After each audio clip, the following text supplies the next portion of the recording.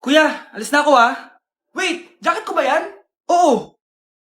Sinuot niyo yung jacket ko? What the dude? Di ko pa nga nagagamit yun eh. Sana naman, nagpapaalam ka. Bakit ba ako magpapaalam? Kapatid mo naman ako. And so, pag nasira mo yan, babayaran mo?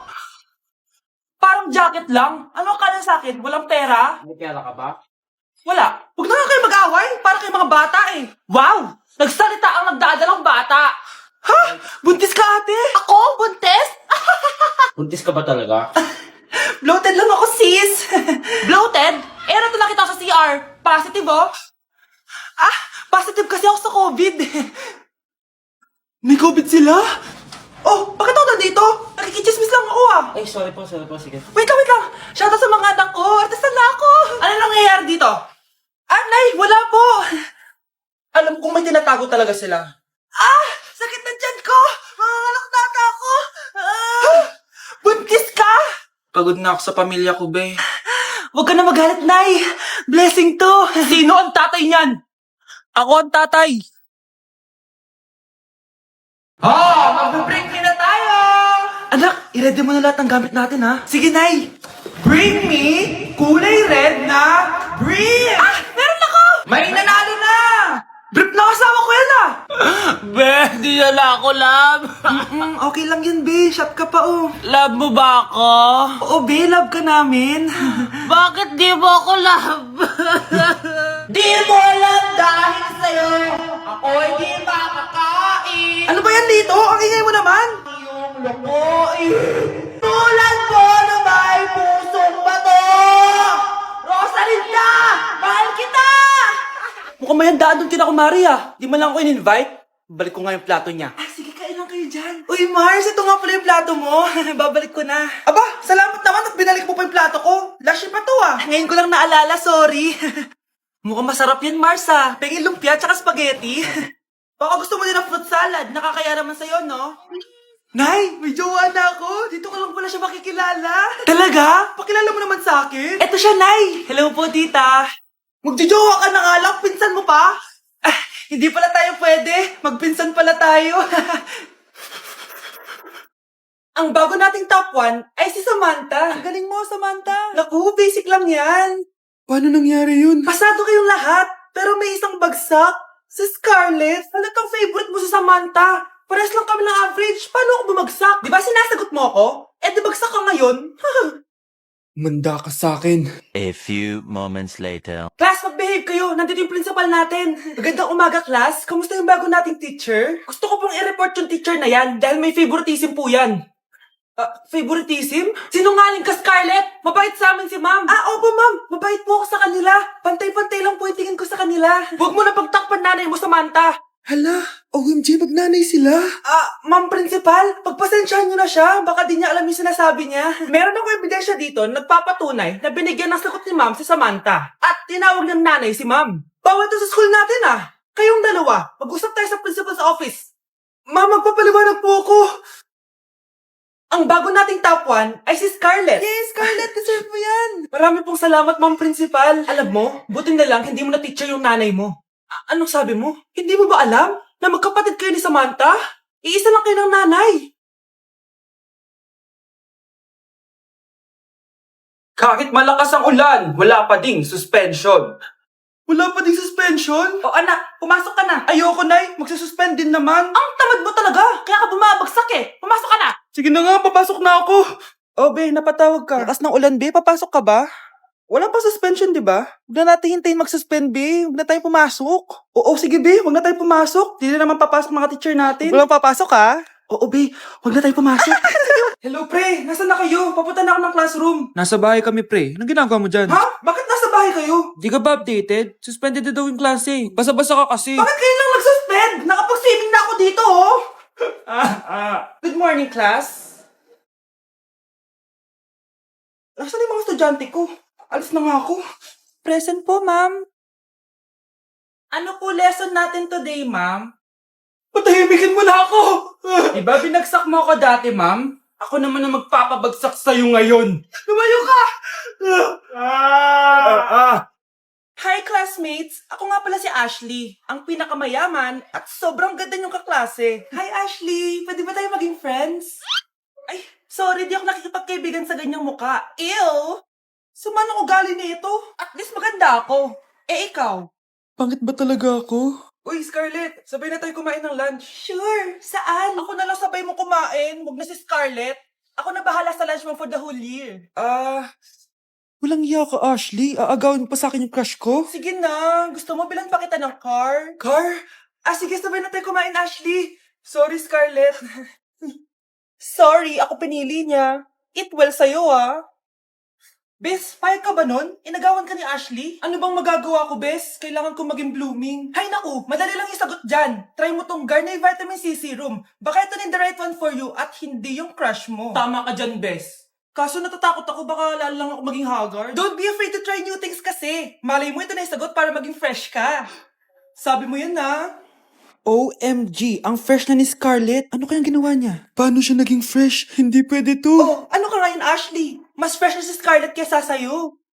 Scarlett, pwede ba tayong sabay kumain ng lunch mamaya? Che, di na kita kailangan. Sapat na sa akin ng Garnier Vitamin C Serum kasi it passes the hashtag Garnier yang che. Humanda ka na, Ashley. This is the beginning of my revenge. Bakit nawawala alaman ng class funds, ha? Sinong kumuha na ito? Ma'am, kilala ko po kung sino yung kumuha. Oh, Samantha, sino kumuha? Sino pa ba, ma'am? This is Scarlett. Ha? Wala akong kinukuha. Scarlett, ikaw pala yung kumuha ng class funds? Sumama ka sa principal. Ngayon na. Apaka-hype talaga nitong si Samantha. Bye, Scarlett. Dami nito Mukhang makakabili na ako ng bagong phone. Ha! Nahuli din kita! Ikaw pala yung kumukuha ng mga class funds natin? Oo, ako yung kumukuha. Bakit? May problema ba? Ang problema ko, ikaw. Ako pa sinisisi mo na kumukuha ng class funds, ikaw naman talaga? Isusumbong kita kay ma'am. Wala ka namang ebidensya. Ikaw ang isusumbong ko dahil naniniwala naman sa akin si ma'am. Humanda ka sa akin, Samantha. Wow, may bagong phone si Samantha. Sana all. Bigay ito ng parents ko, guys. Class! Sino naman kumuha sa class funds? Si Scarlett po yung kumuha, ma'am. Pagsabihan nyo nga yan. Ako na naman? Nagpapatawa ka ata, Samantha. Talaga ba, Samantha? Kitang-kita ko na kumuha ka dito. At narinig ko, nabalak mo na naman si Scarlett. Ma'am, di po ako yun. Gagawin mo pa ako sinungaling? Diyan ka naman magaling, di ba, Samantha? Sa pagsisinungaling? Sumama ka sa akin sa principal at ipapatawag ko yung magulang mo. Buti nga sa'yo, Samantha. Deserve mo yan. Nag-uumpisa pa lang ako. Nay, alis lang ako, sige, anak. Iniwan niya phone niya? Ano kayang pinag-uusapan nila dito? Mga walang iya kayo. Humanda kayo sa akin. A few moments later.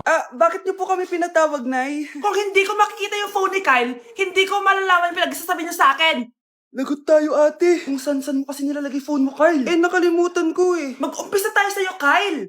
Anay, puro na lang itlog at hotdog niluluto ni nanay. Mas masarap pa magluto yung kapitbahay natin. Sige, next time, ipagluluto kita ng sinigang na hotdog. O ikaw, Brianna.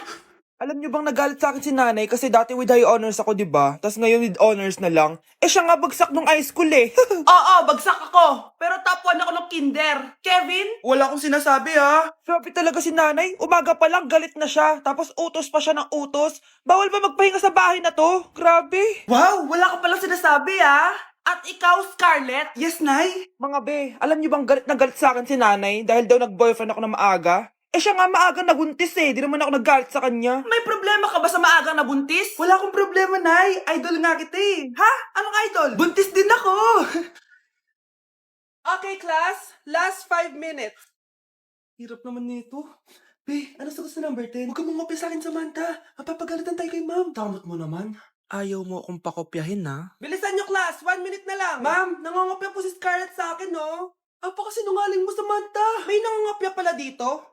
Bagsak ka na sa akin, Scarlett. Apakasama talaga ng ugali mo, Samantha. Nay! O anak, anyari sa'yo? Binagsak ako ng teacher ko. Naniwala kasi siya kay Samantha na nangopya daw ako. Totoo ba yun, Scarlett? Hindi, Nay. Siya talaga yung nangopya sa akin. Walang iya yan Humanda siya sa akin. Tara, anak. A few moments later. Ma'am, bakit niyo po kami pinatawag dito? Kasi yung anak mo, sinungaling. Siya naman talaga yung nangopya kay Scarlett eh. Hindi po totoo yan. Para malaman natin kung sino nagsasabi ng totoo sa inyong dalawa, mag-quiz na lang kayo ulit.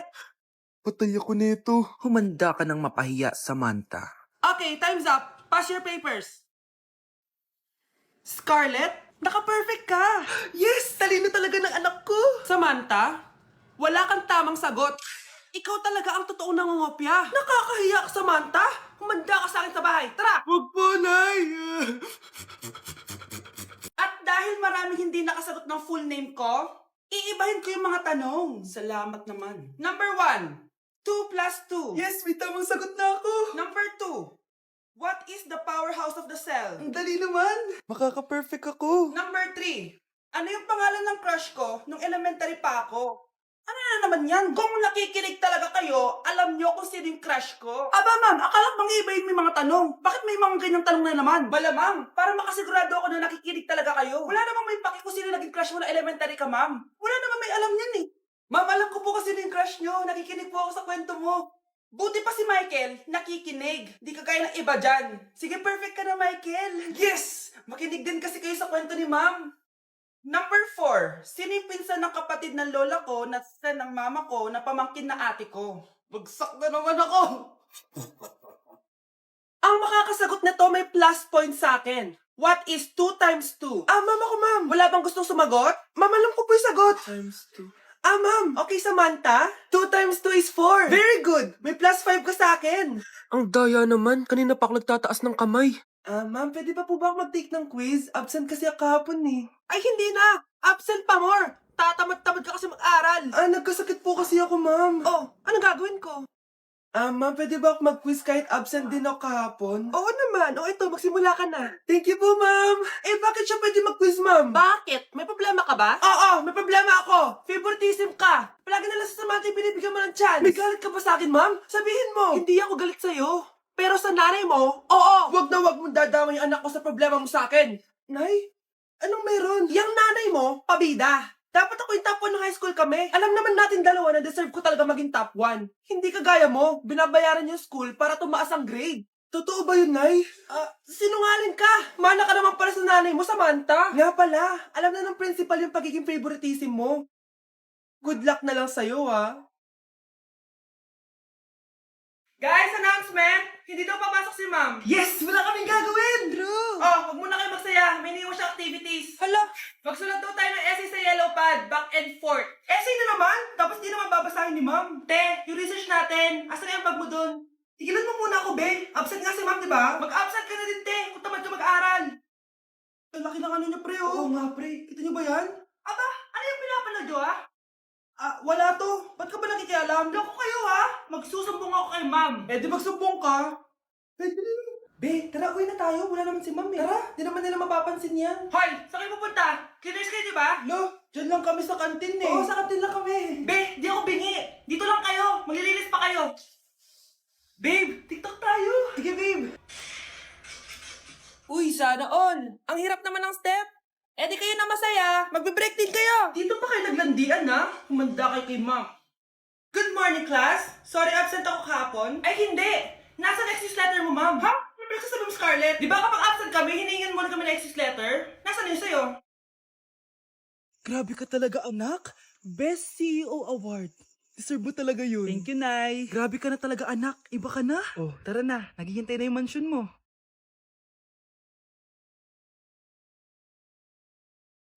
Hoy, ikaw. Wala ka mararating sa buhay. Alam mo kung bakit?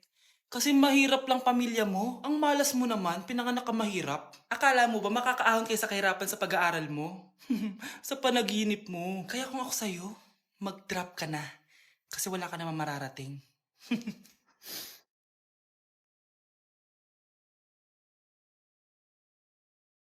Tara na, Nay.